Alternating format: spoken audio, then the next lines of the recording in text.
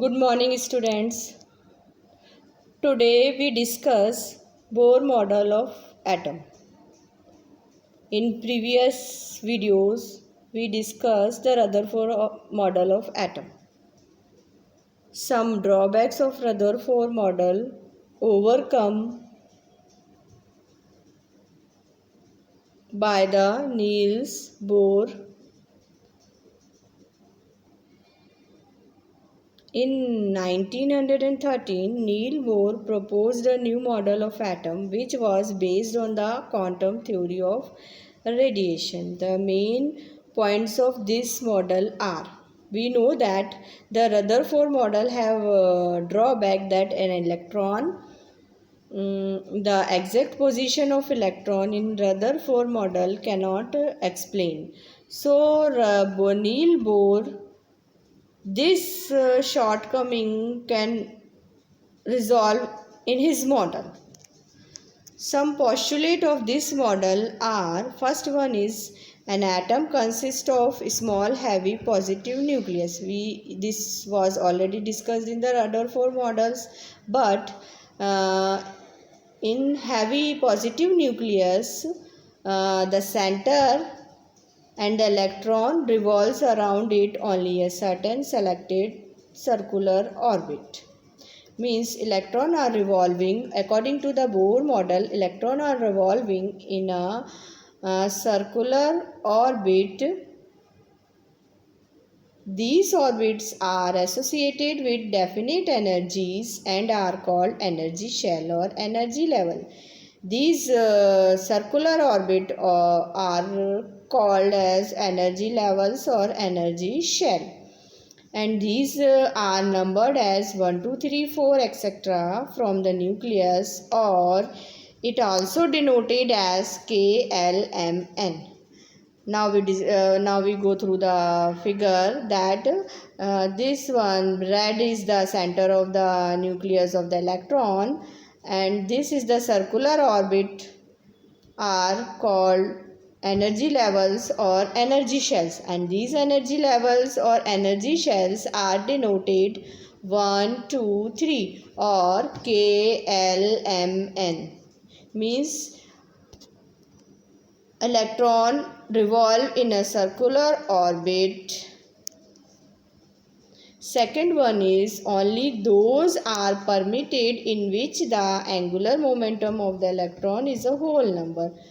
Whole number multiple of h upon 2 pi and is given by the relation. Only those electrons revolve in a particular orbit whose angular momentum is a whole number, or we can given by a relation that MVR is equal to 2h upon 2 pi. Means n is the number of electron, it is denoted by 1, 2, 3 etc.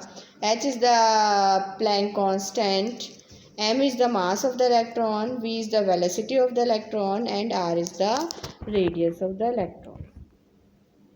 Third one is as long as the electron remain in a particular orbit, it does not lose or gain energy. When an electron revolves in a particular orbit, it does not gain energy or lose energy when they are revolving. This means that the energy of an electron in a particular orbit remains constant. That is why these orbits are also called stationary state. When an electron revolves in a particular orbit without losing or gaining the energy, this state of an electron is called stationary state. Fourth one is normally an electron continues to revolve in a particular energy level without losing energy. Such a state of atom is known as normal state or ground state. Means when an electron revolves in a particular orbit without losing or gaining of the energy, this state is called ground state. Fifth one is the energy is emitted or absorbed only when the electron is jumped from one energy level to another energy level.